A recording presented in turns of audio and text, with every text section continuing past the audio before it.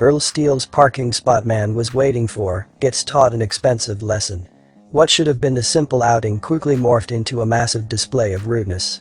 All he could do was stand there, utterly shocked at the indecent human behavior.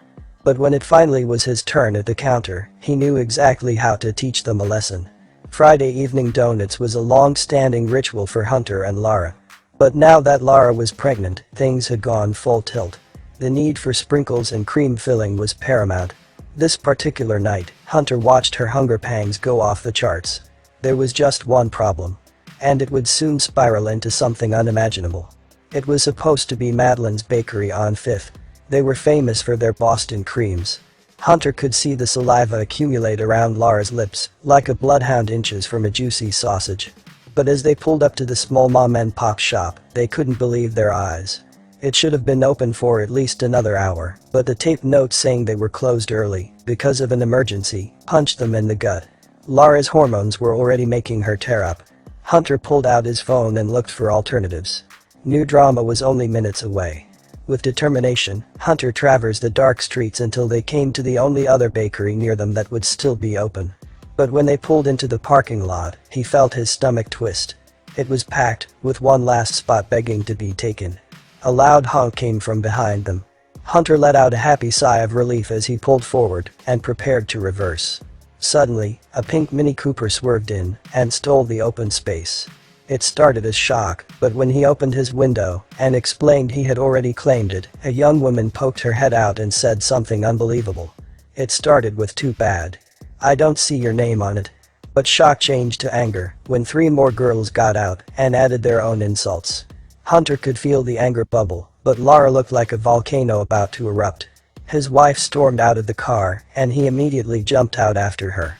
Lara snatched the keys out of his hands and told him to go in and grab their food while she drove to find another spot. The brief reprieve quickly turned to fury as he got in line, and the group of girls stood right behind him, snickering and muttering more insults.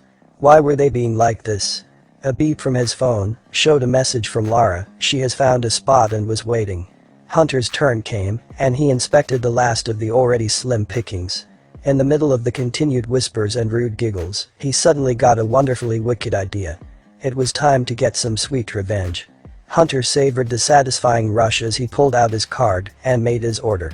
As the waitress filled his box, the jeering stopped. If steam could come out of human ears, the young woman behind him would have been a whistling tea kettle.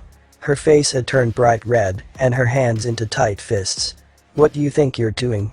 Some of us also wanted donuts." Hunter picked up the box containing the very last 18 sweet circles left in the shop. There would be no more until morning. He turned, flashed them a wide, satisfied grin and delivered the perfect response. "Too bad. I don't see your name on them." Hunter brushed past the frazzled females and out the door, where he saw something that made him bellow with laughter. Lara had indeed found a parking spot right behind the Mini Cooper. But things didn't end there. His wife was already a force to be reckoned with. But someone had tried to come between her and her cravings. This meant war.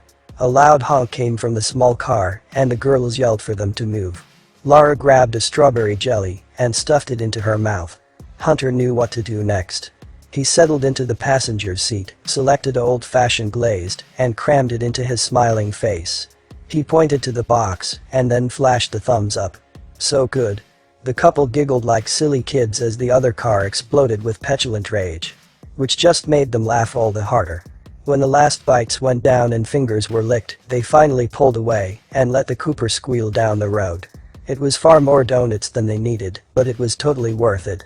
The last hooray came when they spotted a police car pulling the girl over for her speedy departure. Best night ever.